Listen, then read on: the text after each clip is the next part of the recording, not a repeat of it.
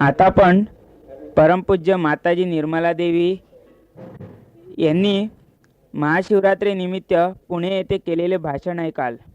हे भाषण सकाळी पूजेच्या वेळेस दिनांक 25 फेब्रुवारी 1979 रोजी केलेले आहे. आजची महाशिवरात्री म्हणून मी आपल्याला आज शिवांचं महत्व सांगणार आहे. ते समजून घेतलं पाहिजे. ब्रह्मदेवाने ही सर्व सृष्टी जरी घडवली असली आणि त्या सृष्टीत उत्क्रांती मुळे मनुष्य मानवपद आपल्याला मिळालेलं आहे आणि हे मानवपद आपल्याला विष्णूच्या शक्तीमुळे मिळालेलं आहे. तरी सुद्धा ह्या मानवाला शिवतत्व मिळवायचं असतं. शेवटी विष्णूला शिवाची पूजा करावी लागते. एवढं शिवाचं महत्व आहे. शिवतत्व म्हणजे आपला आत्मा आहे. ही सगळी धडपड, ही सारी उत्क्रांती त्या तत्वाला जाण्यासाठी आहे जे शिवतत्व आहे. म्हणजे आदी तत्व जे आहे ते शिवतत्वच आहे. सदाशिवाचं तत्व आहे. तो सदा असतो आणि त्यातून ही सगळी तत्व निघून मानव निर्मिती झाली. आता मानवाने त्या शिवाला ओळखलं पाहिजे ज्याने ही इच्छा केली होती की ही सृष्टी करावी, त्यात मानव निर्माण करावेत आणि त्या मानवांनी त्या परमेश्वराला ओळखावं, त्याची शक्ती जाणावी आणि त्याच्या शक्तीच्या आनंदात त्याच्या कार्यात रत राहावे. त्याचा बोध मानवाला व्हावा ही त्याची इच्छा. ती आज सहजोगातून घडून आलेली आहे. विष्णू तत्वाने तुम्ही जरी पार झालात तरी मिळवलं तुम्ही काय तर शिवतत्व. ते शिवतत्व हातातून वाहतंय, त्याला आपण चैतन्य लहरी असं म्हणतो. हाच योग घडलेला आहे.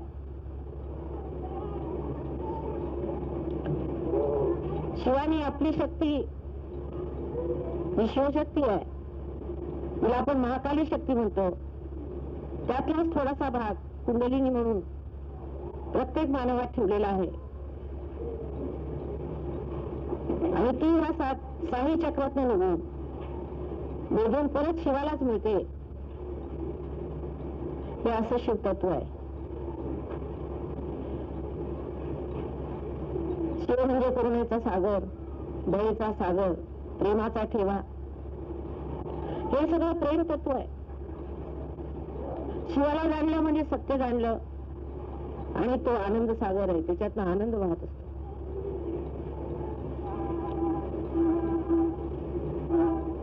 शिवाला प्रसन्न करायचं फार सोपं काम असतं. भोळा येतो अगदी. प्रेमाचा भुकेला परमेश्वर आहे तो. फार सोपं काम आहे. त्याची दृष्टी फार वर होत नाही, नेहमी खाली असते. फार वेळ ठाकून ते सगळं बघत नाहीत. त्याच्याजवळ जे रथ असतात, त्याच्या चरणाशी जे रथ असतात तेवढंच त्यांना दिसतं. पुरेपणावर इतका जास्त आहे की राक्षसांनी सुद्धा शिवाला प्रसन्न केलं. त्याच्या सेवेला तत्पर. शिवाला नाराज करायचं नाही काय असलं तरी. ही चलाखी ओळखून शिवाला पुष्कळ प्रसन्न करून घेतलेला आहे त्यांनी आणि त्याच्या दबावावरच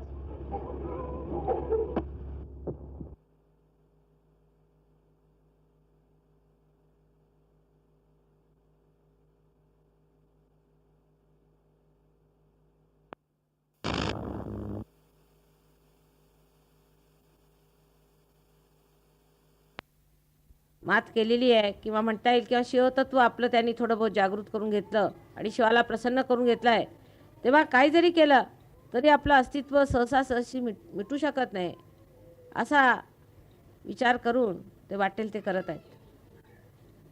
आज तुम्ही आपल्या प्रार्थनेमध्ये त्या शिवतत्वाला हे मागून घ्या की आता आपले डोळे उघडा, तिसरे डोळे उघडा, आणि त्या डोळ्यांनी बघून या सर्व राक्षसांचा नायनाट झालाच पाहिजे. भक्तांना फार त्रास दिला यांनी, त्राही त्राही करून ठेवला आहे, आणि आता भक्त त्या दशेला आले आहेत जिथे शिवावर फक्त त्यांचाच अधिकार आहे. अशी प्रार्थना जर तुम्ही शिवाला केली, आज फार मोठा दिवस आहे, तर ते शिवतत्व तुम्हाला फार मोठा आशीर्वाद देणार आहे. आणि तो आशीर्वाद सर्व जगाला, सर्व संसाराला अत्यंत सुखकर होईल.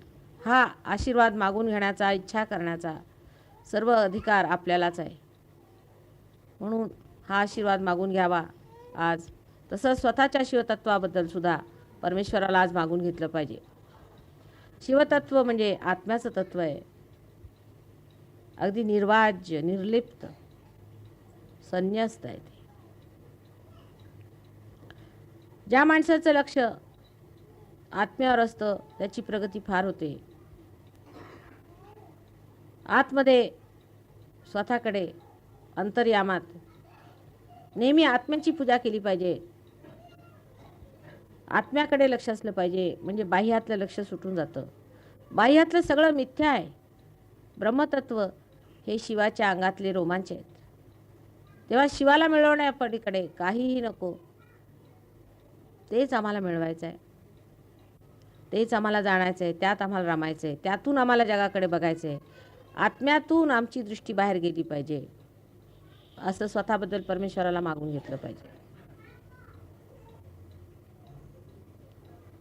म्हणजे हळूहळू बाहेरचे वाप सुटून तुम्ही तत्वात उतराल, तत्व होऊन जाल. तत्व हे कशालाही बिलगत नाही, ते अलिप्त असतं, निर्वाज्य असतं. आणि मग संबंध आनंदच आनंद.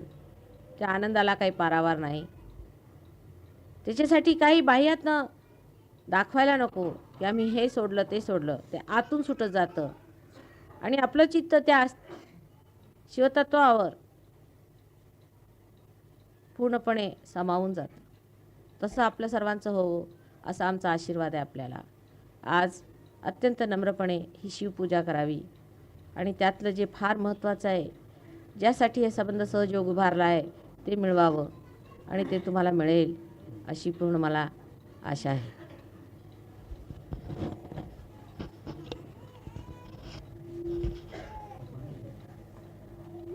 काही हलू शकत नाही. पहिल्यांदा पावित्र्य हे पाहिजे. पावित्र्य झाल्यानंतर दुसरी जी गोष्ट आहे ती आपल्याला आता कुंडलिनी आहे. कुंडलिनी आताच मी सांगितलं की सदाशिवानी आपली शक्ती बसवलेली आहे. ती कुंडलिनी आहे, ती महाकाली शक्ती आहे. महाकाली शक्तीतनंच बाकीच्या नंतर शक्त्या निघतात. तेव्हा पहिल्यांदा महाकाली शक्ती आणि तिचं काहीतरी अंश मात्र म्हणा, ही कुंडलिनी शक्ती आहे आणि ती खाली अशी त्रिकोणा अस्थिमध्ये आपल्या बसवलेली आहे. तर ती गौरी स्वरूप आहे, म्हणजे पावित्र्य आहे. अजून लग्न झालेलं आहे पण अजून पतीची वाट बघत बसलेली कुमारिकाच आहे ती. अशा रीतीची ही कुंडलिनी आहे आणि त्या कुंडलिनीला तिचं पावित्र्य रक्षण करण्यासाठी म्हणून तिने गणेश तयार केलेला आहे.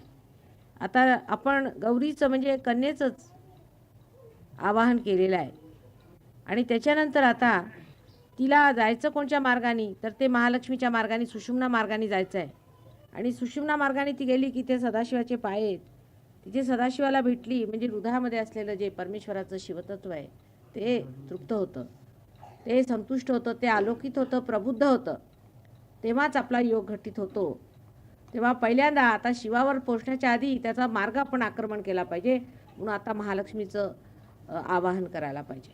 महालक्ष्मीचं आवाहन झाल्यावरती मग आपण शिवतत्वावरती येणार आहोत. आणि हे कुंडलिनीद्वारा, आणि कुंडलिनी ही शिवशक्तीच आहे, ही शिवाची शक्ती आहे, म्हणजे ती महाकालीचीच शक्ती आहे आणि ती आपल्या त्रिकोणाकार अस्थित बसलेली आहे.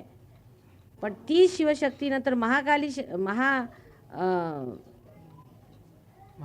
महालक्ष्मीच्या ह्याच्यावर आरूढ होऊन आणि वर जाते आणि शिवाला मिळते. असा आहे त्याचा प्रकार.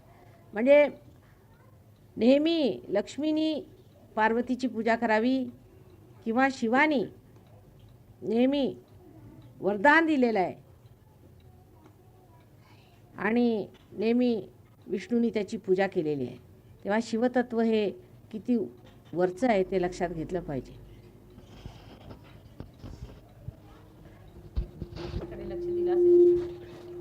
Yes, and innocence on this earth.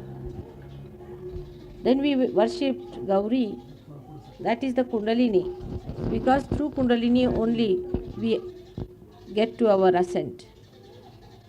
Kundalini is the power, residual power of the Mahakali, and she is settled in the triangular bone, as you know, and is worshipped as a Kanya, because though she is married, yet she is a virgin, so she is worshipped there. After that, the Kundalini has to rise through the central path of Sushumna, which is guarded and nurtured by Mahalakshmi. So we have to worship Mahalakshmi's force. That's how we worship her. Through the Mahalakshmi, we prepare the path for Kundalini to cross over. When the Kundalini crosses the Mahalakshmi path, it comes up to the Sahasrara and breaks the Brahmarandra, becoming one with the all-pervading power of Shiva Tattva. Because Sadashiva is on our fontanelle bone, his legs are resting on our fontanelle bone area. When the Kundalini touches his feet, then the Shiva Tattva in our heart, which is the spirit, is enlightened, and we get the enlightenment.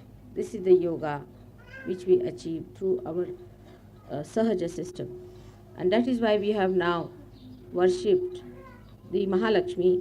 After that, now we have to